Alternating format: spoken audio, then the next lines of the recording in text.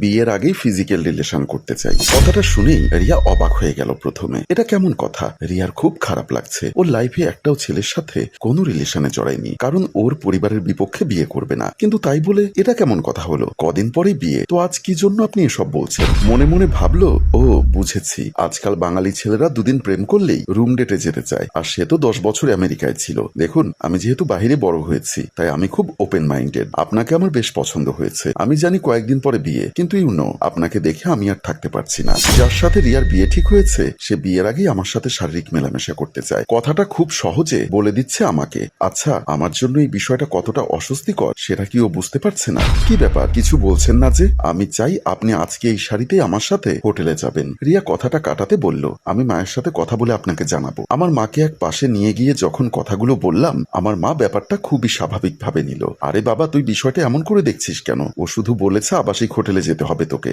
মানে রিফাত আমেরিকার সিটিজেন, ও এখানে যেই হোটেলে উঠেছে ওই হোটেলে তোর যেতে হবে। এখানে তো আর সেভাবে আলাপ করা যায় না। তুই সেখানে গিয়ে ওর সাথে কথাবার্তা বলবি। আর ও সব বিষয় তোদের ব্যক্তিগত। কদিন পরে যেহেতু বিয়ে, তাই এত কিছু আর বাজবিচার করে লাভ নেই। মা, তোমরা কি বিয়েটা ফাইনাল করে ফেললে? ও মা, দেখো মেয়ে কি বলে। এরকম আমেরিকা প্রবাসী ছেলে তুই আর পাবি? বিয়ের পরেই তোকে ওখানে নিয়ে যাবে। তখন ভেবেছিস বিদেশে থাকবি। তাছাড়া রিফাত তোর বড় বোনের বরের বন্ধু। তোর আপুর বিয়ের সময় তোকে দেখে রিফাতের খুব ভালো লেগে যায়। ও যেহেতু হাশেমের বন্ধু, তাহলে তো আর কোনো চিন্তার কিছু নেই। এসব চিন্তা ভাবনা বাদ দে, তুই ওর সাথে গিয়ে হোটেলে ঘুরে আয়। এখন চল, ওদের সামনে যাবি। এই তো কয়েক মাস আগে আপুর বিয়ের কথা পাকাপাকি হলো এই ঘরে, আর একইভাবে রিয়ার বিয়ের কথা ফাইনাল হয়ে যাচ্ছে। ওর বড় আপু খুব খুশি। বড় আপুও বলেছে, যা, কিচ্ছু হবে না, তুই সব ব্যাপারে একটু বেশি ঘাবড়ে যাস। রিয়া সবার কথায় আর উপায় না পেয়ে বাবা মায়ের কাছে বিদায় নিয়ে চলল হোটেলের উদ্দেশ্যে। হোটেলের ভেতরে ঢুকলো। রিয়ার হাত কাঁপছিল, অনেক ভয় করছিল। রিয়ার বুক আরো ধুকপুক শুরু করলো। রিফাত বলে উঠল, আপনি ঘামছেন কেন? রিয়া বলল, কই না তো, নার্ভাস হওয়ার কিছু নেই। আমরা হবু স্বামী স্ত্রী, কি খাবেন তাই বলুন। জি, আমি কিছুই খাবো না, কোল্ড ড্রিঙ্কস নিন। রিফাত ওর হাত ধরে বলল, তাহলে আমরা যেটার জন্য এসেছি সেটাই করি। আমি আসলে অপেক্ষা করতে পারছি না। রিয়া কি বলবে কিছুই বুঝতে পারছে না, শুধুই ঘামছে। কাছাকাছি যাচ্ছে, একদম ঠোঁটের কাছাকাছি। রিয়া চোখ বন্ধ করে ফেললো। আর অমনি হাহা করে হেসে উঠল।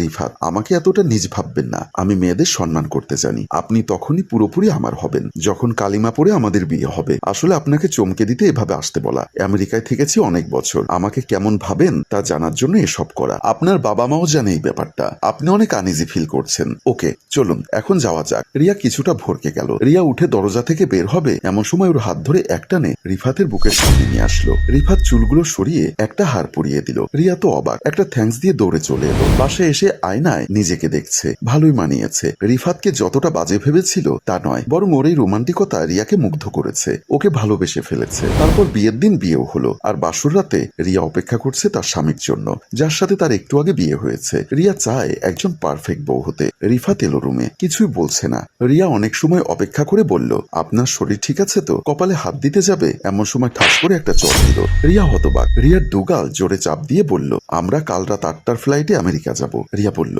না আমি যাব না। রিফাত বলল, তোর বাপ যাবে। চুলের মুঠি ধরে বিছানায় ফেলে দিয়ে বলল, এই কথা যদি কেউ জানতে পারে তবে তোর খবর আছে। রিয়া কিছুই বুঝলো না রিফাত কেন এমন করছে। চুপ করে কাঁদতে লাগলো। সকালে রিয়ার মুখ ভার দেখে মা অনেকবার জানতে চেয়েছেন, কিন্তু রিয়া কিচ্ছু বলেনি, কারণ এ কথা শুনলে বাবা মা অনেক কষ্ট পাবেন। এমনি বাবার হার্টের অসুখ। মা বলল, মন খারাপ করিস না, আমাদেরও খুব খারাপ লাগছে। কথা ছিল বিয়ের 3 মাস পরে তোকে নিয়ে যাবে, হঠাৎ কি নাকি কাজ পড়ে গেল যে আজকে চলে যেতে হচ্ছে। রিফাত তো দুলাভাইয়ের সাথে গেছে টিকিট কাটতে। রিয়া মাকে জড়িয়ে ধরলো। আর কিছুক্ষণ আছিস মা, একটু হাসি খুশি থাক। বিদেশে এসে রিয়ার মুখ দিয়ে খাবার গলায় নামছে না, তারপরেও অল্প একটু খেয়ে বিছানায় শুয়ে পড়ল। ঘর তখন অন্ধকার। কিছুক্ষণ পর রিফাত আস্তে আস্তে একটা বালিশ নিয়ে রিয়ার মুখের উপর ধরে চাপ দিল। রিয়ার দম বন্ধ হয়ে যাচ্ছে। ও খুব হাত পা ছড়াছড়ি করছে। সেদিকে রিফাতের কোনো খেয়াল নেই। রিয়া লাফ দিয়ে উঠল, দেখলো ঘরে আর কেউ নেই। ও তাহলে স্বপ্ন ছিল। হঠাৎ একটা কান্নার শব্দ। রিয়া বেরিয়ে গেল ভয় পেয়ে। রিয়া উঠে গিয়ে এক গ্লাস পানি খেতে চাইলো, কিন্তু আবারও কান্নার শব্দ শুনতে পেল। গিয়ে দেখলো রিফাত কাঁদছে। রিয়া কিছুই বুঝলো না, কেন ওর সাথে এমন বাজে ব্যবহার করছে, আর এখন কেনই বা এখানে বসে বসে কাঁদছে। পরদিন সকালে রিয়া বেলকনিতে দাঁড়িয়ে আকাশ দেখছিল। তার খুব শখ ছিল রিফাতের সাথে বিয়ের পর সংসার করবে মন দিয়ে, বিদেশে আসবে, ঘুরবে ফিরবে। কিন্তু সে বুঝতে পারছে না রিফাত কেন বাসর রাত থেকে তার সাথে এত খারাপ ব্যবহার করছে। দেখে অন্যরকম ভেবে ভালোবেসে ফেললাম। সে কেন হঠাৎ আমার সাথে এমন করছে। এসব ভাবতে ভাবতে হঠাৎ কলিং বেলের শব্দ হলো। দরজা খুলতে একজন দম্পতি আসলো। হ্যালো, আমি রিফাতের বন্ধু, উনি আমার ডিয়ার ওয়াইফ নীলা। মেয়েটি বলল, বাংলাদেশ থেকে তোমরা আসার জন্য অপেক্ষা করছিলাম, তোমাদের জন্য আমরা এখানে একটা পার্টি দিব। বা তুমি দেখতে বেশ সুন্দরী। তখনই সেখানে রিফাত দৌড়ে আসলো। আরে তোরা একটু ড্রয়িং রুমে বস, আমি এক্ষুনি আসছি। নীলা বলল, বিয়ের পরদিন কি আর বউকে ছাড়া যায়? বুঝতে পেরেছি, আমরা সোফায় আছি। তারা দুজন হাসতে হাসতে ড্রয়িং রুমের দিকে চলে গেল। রিফাত রিয়াকে টান দিয়ে বেডরুমে নিল। সেখানে গিয়ে তাকে চেপে ধরে বলল, আমাদের মধ্যে কি হচ্ছে না হচ্ছে সেটা যেন ওরা জানতে না পারে। সাবধান বলে দিচ্ছি, না হলে কিন্তু খুব খারাপ হয়ে যাবে। কেন আপনি আমার সাথে এত খারাপ ব্যবহার করছেন? কি অপরাধ করেছি আমি? বাসর রাত থেকে আপনার রূপ বদলে গেল। আপনি আমাকে এখন সত্যটা বলবেন, না হলে আমি চিৎকার করে ওদের সবকিছু বলে দিব। আমি কিন্তু নিষেধ করেছি তোমাকে। তাহলে বলুন, কেন আপনি আমার সাথে খারাপ ব্যবহার করছেন? কি ক্ষতি করেছি আমি আপনার? রিফাত বলল, বিয়ের আগে তোমার একটা রিলেশন ছিল, সেটা তুমি আমাকে বলনি কেন? কেন আমাকে সেটা বাহির থেকে জানতে হলো? অবাক হয়ে বলল, এ কথা আপনাকে কে বলেছে? আমি আজ পর্যন্ত কোনো ছেলের সাথে রিলেশন করিনি, শুধুমাত্র বাবা মায়ের অপছন্দে বিয়ে করব না বলে। তাহলে আপনাকে এ কথা কে বলল সেটা বলুন। তাহলে তোমার আপু যে আমাকে বলল তুমি একটা রিলেশনে ছিলে, তোমার সাথে নাকি তার অনেকবার ফিজিক্যাল। রিয়া অবাক হয়ে ভাবলো, আপু কেন আমার এত বড় ক্ষতি করলো? কেন আমার স্বামীকে এত বড় একটা মিথ্যা কথা বলল?